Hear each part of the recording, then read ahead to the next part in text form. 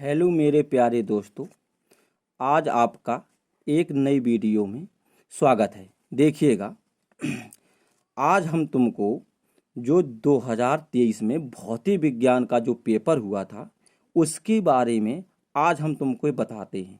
ये इसलिए बता रहे हैं, तुम इस पेपर को देख लेना और इस आधार पे तुम अपनी तैयारी करते रहना कि इससे तुमको ये जानकारी होगी कि 2023 में पेपर कैसा आया था।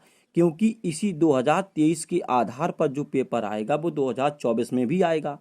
इसलिए आज हम तुमको ये जो भौतिक विज्ञान 2023 का जो यानी कि क्वेश्चन पेपर है इसके बारे में जानकारी देंगे।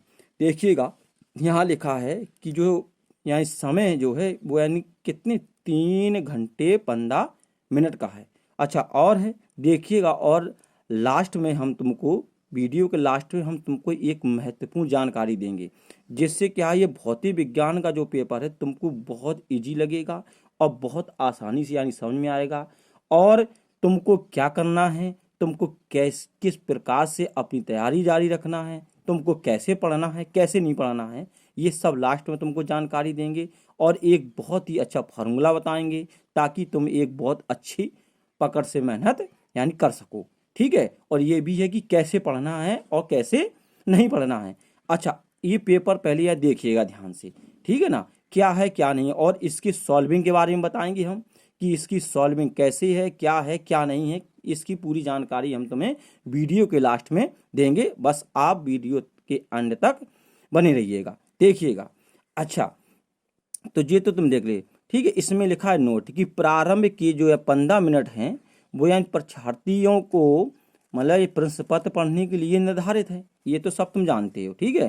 फिर देखना, इसमें दिए गए हैं निर्देश कि सभी प्रश्न कैसे हैं, अनिवार्य हैं। यानी कि सभी प्रश्न जितने भी यहाँ पे दिए गए प्रश्न हैं वो सभी तुम्हें करने के लिए अनिवार्य हैं। और भी देखिएगा, इसमें लिखा है कि इस प्रश्न पत्र में 5 खंड हैं।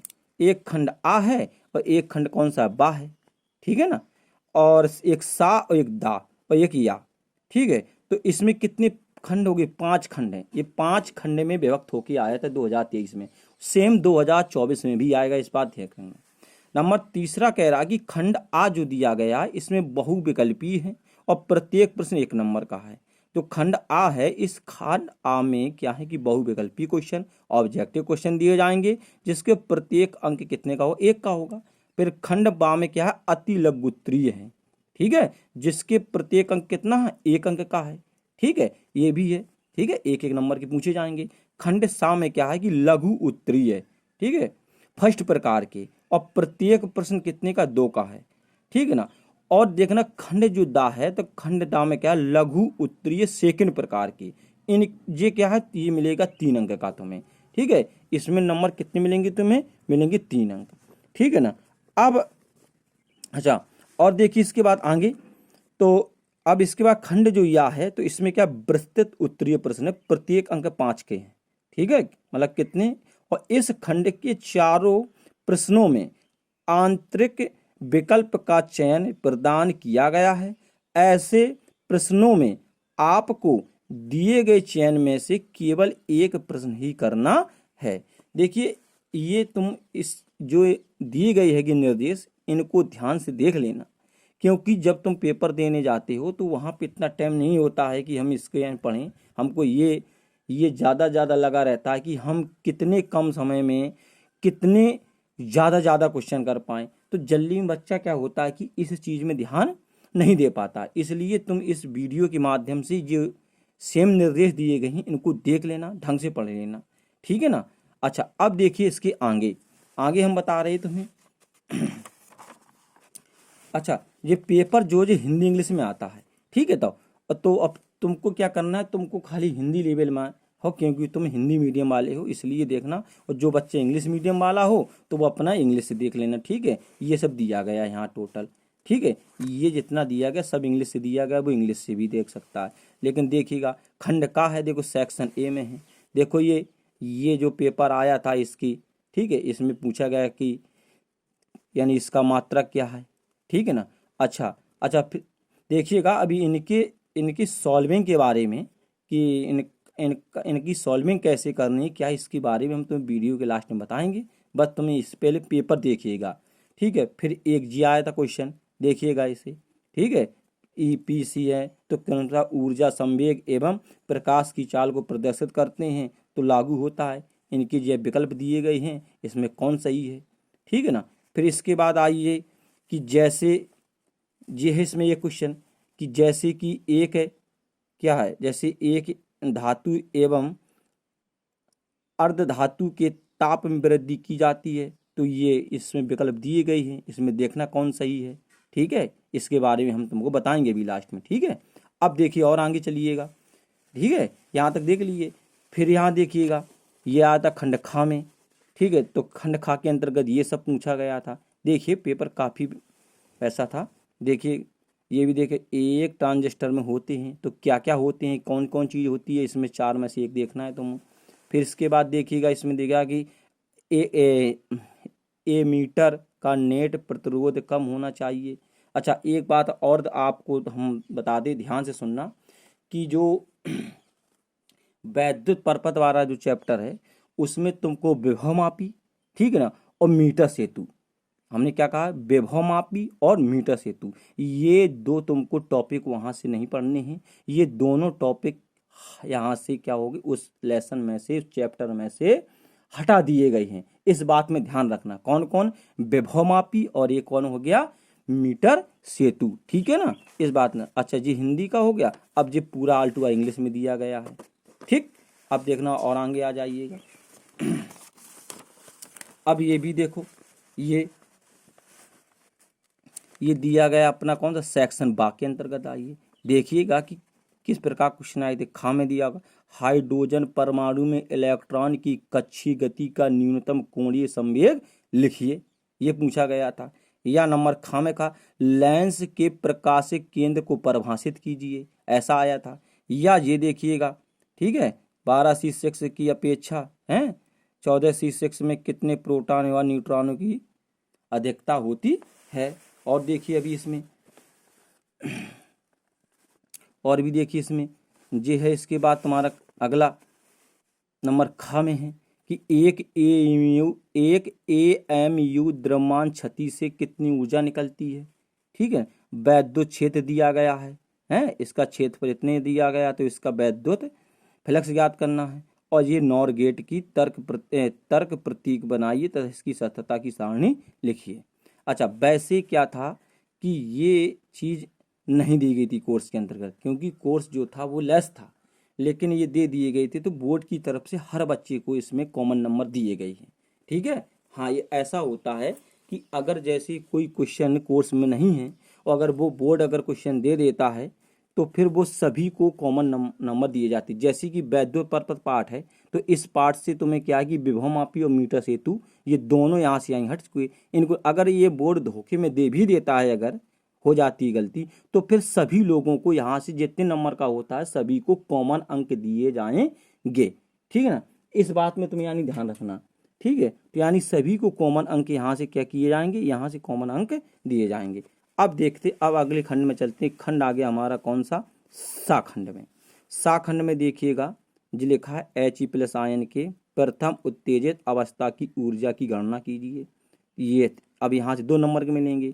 फिर क्या, मुक्त इलेक्ट्रॉनों के अपवाय वेग की परिभाषा दीजिए तथा अपवाय वेग एवं धारा घनत्व में संबंध लिखिए, ठीक है। इसके बाद था ये देखिए बहुत वेरी मोस्ट इंपॉर्टेंट, विद्युत द्विध्रुव की अच्छी रेखा पर विद्युत विभव का सूत्र प्राप्त करने हैं। कहाँ पे, अच्छी स्थिति पर विद्युत विभव का फॉर्मूला जो है वो तुमको यहाँ से क्या करना है, प्राप्त करना है, ठीक है। ये बात तुम्हें आ गई होगी समझ में। इसके बाद देखिए कि द्रव्य तरंगें क्या होती हैं और डी ब्रॉगली समीकरण लिखिए, ठीक है। अब और आगे देखिएगा, अब आइए हम सेक्शन किस में आगे, दा में आगे। तो सेक्शन दा के अंतर्गत देखिएगा तो नंबर 4 में है कि क्रांतिक कोण की परिभाषा दीजिए, ठीक है, और प्रकाशिक तंतु की कार्य विधि का उल्लेख कीजिए। ये क्वेश्चन आया है, ठीक है, ध्यान कर लेना। ये तुमने हाई स्कूल में भी पढ़ा होगा, ये चीज इंटरमीडिएट में भी है। एक धातु का कार्यफलन जितना दिया गया, धातु में इतने हर्ट्ज की आवृत्ति के प्रकाश किरण डाला जाए तो संस्तभ विभव की गणना कीजिए।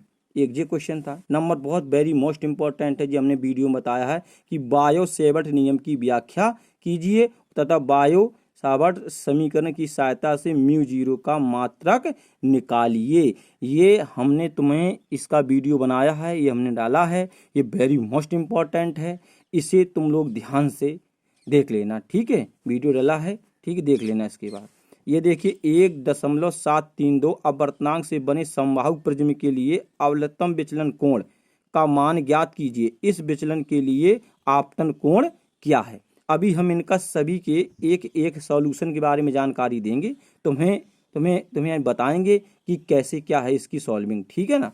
अभी खाली पेपर देख लीजिएगा कि आया कैसा था, इस आधार पे तुम्हें आगे 2024 के पेपर के लिए एक आसान हो जाएगा। एक क्वेश्चन, एक समान चुंबकीय क्षेत्र बी के अंतर्गत एल लंबाई की धात्विक छड़ है को अपने तल से ओमेगा कोणीय वेग से घुमाया जाता है। क्षण के सिरों के मध्य उत्पन्न प्रेरित विद्युत वाहक बल का व्यंजक प्राप्त कीजिए, ये पूछा गया था, ठीक है। अब अगले में देखिएगा, ठीक है। अब देखिए नंबर 5वें में आ जाइएगा। नंबर जो 5वां का दिया गया नंबर का, तो ये देखिए क्वेश्चन दिया 20 सेंटीमीटर फोकस दूरी है जो, ठीक है, 20 सेंटीमीटर फोकस दूरी का एक अपसारी लेंस एवं 30 सेंटीमीटर फोकस दूरी का एक अभिसारी लेंस एक ही मुख्य अक्ष में परस्पर 15 सेंटीमीटर दूरी पर रखे हैं। मुख्य अक्ष में एक वस्तु को कितनी दूरी पर रखा जाए कि उसका प्रतिबिंब अनंत पर बने।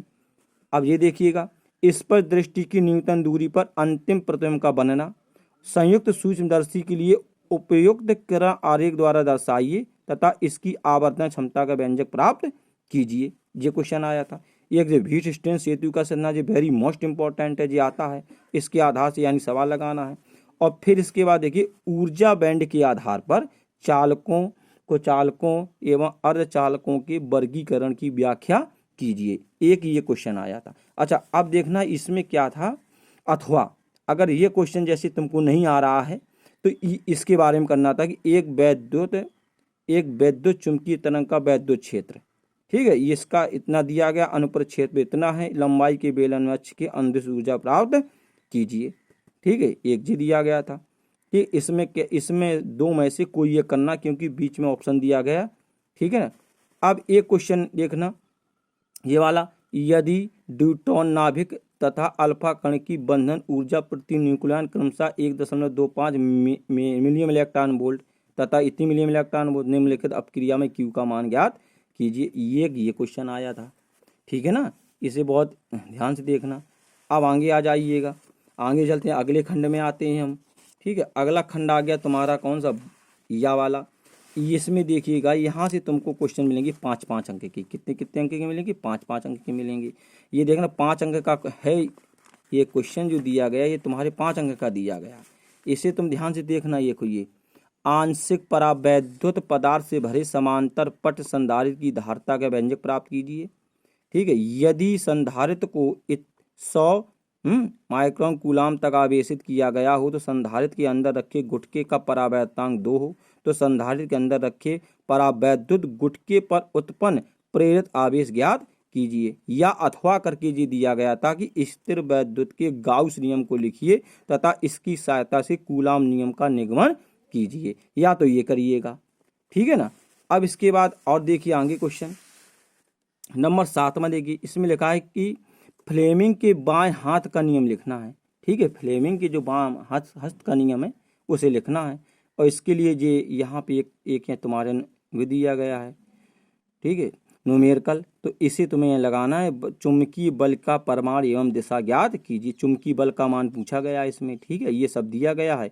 अच्छा, इसे न करो तो यहाँ आ जाओ, ये अथवा करके दिया गया, एक धारावाही वृत्ताकार कुंडली के केंद्र पर उत्पन्न चुंबकीय क्षेत्र की तीव्रता के व्यंजक प्राप्त कीजिए। इसमें प्रयुक्त नियम का भी उल्लेख कीजिए। या ये नहीं करना हो तो ये करिएगा, लेकिन अभी तो तुमको सब करना है, सब देखना है, ठीक है ना, अभी तो हाल पे, ठीक है, ये बात ध्यान रखना। ये हो गए 7 तक। अब 8वां देख लीजिएगा इसका, ठीक है, ये है इसका 8वां क्वेश्चन।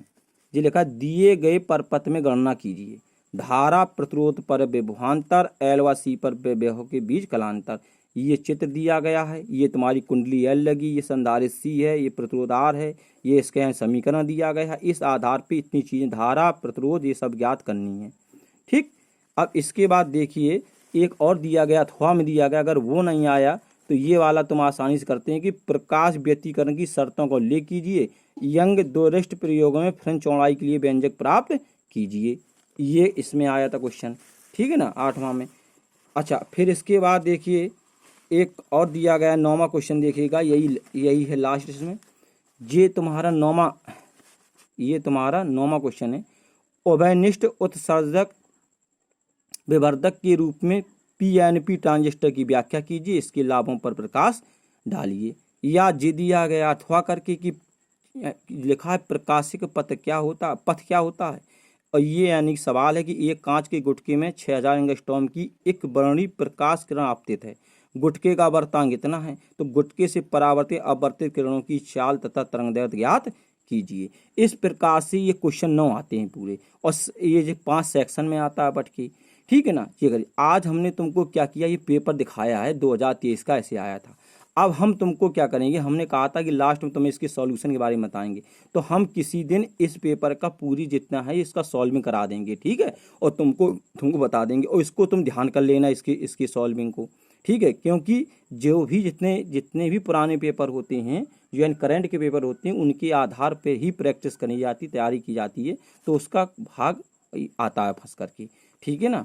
और अपनी मेहनत करिएगा और इस पेपर को देख लीजिएगा, इसी के आधार पर तैयारी करिएगा कि यानी कैसे क्वेश्चन आते हैं। और एक बात ये है, जितने भी नियतांक राशियां होती हैं इनके मान पेपर में ही दिए जाते, देखिएगा ये सब दिए गए हैं, लिखा भौतिक नियतांक, ये जितनी भी राशियां, जो ये वही राशियां हैं जो इस पेपर में के न्यूमेरिकल में पूछी गई हैं, ठीक है ना। तो इनको याद करने के चक्कर में नहीं रहना, ये सब पेपर में दिए जाते हैं, ठीक है। पढ़िएगा, मस्त रहिएगा और ध्यान